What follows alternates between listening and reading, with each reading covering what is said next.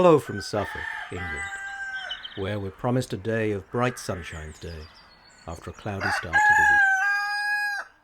Come unto me, all ye that labour and are heavy laden, and I will give you rest. Matthew, verse 11, chapter 28. It's Wednesday the 15th of April, in the year of our Lord 2020, and it's time for a dose of civilised calm to start your day.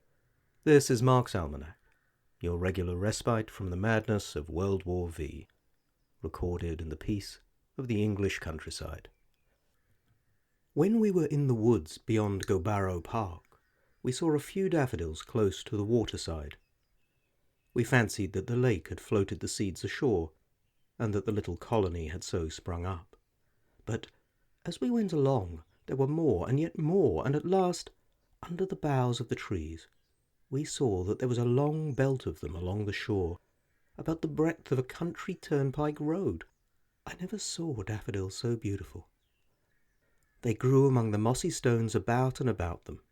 Some rested their heads upon these stones as on a pillow for weariness, and the rest tossed and reeled and danced, and seemed as if they verily laughed with the wind that blew upon them over the lake. They looked so gay, ever glancing, ever changing. This wind blew directly over the lake to them. There was here and there a little knot and a few stragglers a few yards higher up, but they were so few as not to disturb the simplicity, unity, and life of that one busy highway. That's from the journal of Dorothy Wordsworth for this day in 1802, recording a walk to the north of Ullswater that inspired her brother William's most well-known poem. On this day in 1755, Samuel Johnson's epic labour, his Dictionary of the English Language, was published. He compiled it single-handed over 7 years. It was unrivalled for 173 years, until another great and more collective effort produced the Oxford English Dictionary. Johnson defined plague as pestilence, a disease eminently contagious and destructive.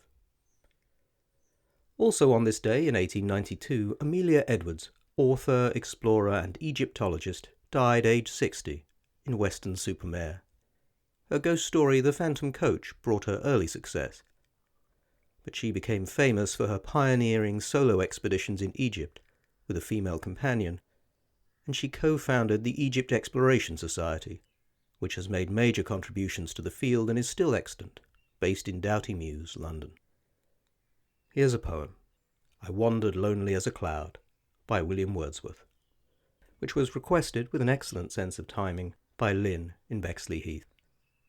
I wandered lonely as a cloud that floats on high o'er vales and hills, when all at once I saw a crowd, a host of golden daffodils, beside the lake, beneath the trees, fluttering and dancing in the breeze. Continuous as the stars that shine and twinkle on the Milky Way, they stretched in never-ending line along the margin of a bay. 10,000 saw I at a glance, tossing their heads in sprightly dance. The waves beside them danced, but they outdid the sparkling waves in glee. A poet could not but be gay in such a jocund company. I gazed and gazed, but little thought what wealth the show to me had brought. For oft, when on my couch I lie in vacant or in pensive mood, they flash upon that inward eye, which is the bliss of solitude. And then my heart with pleasure fills, and danceth with the daffodils. That's almost all for today. If you know anyone who could use a touch of calm, do please share this. You can sign up for free email alerts with show notes and links at marksalmanac.substack.com. And if you leave a review on iTunes, it really helps more people to find me. If you need some music to wake up to, how about Carry You Home by Ward Thomas? 'Cause I'll be there to carry you home when you're on your own so scared. Until tomorrow, Stay civilized, keep calm, and please keep washing your hands. Have a lovely day.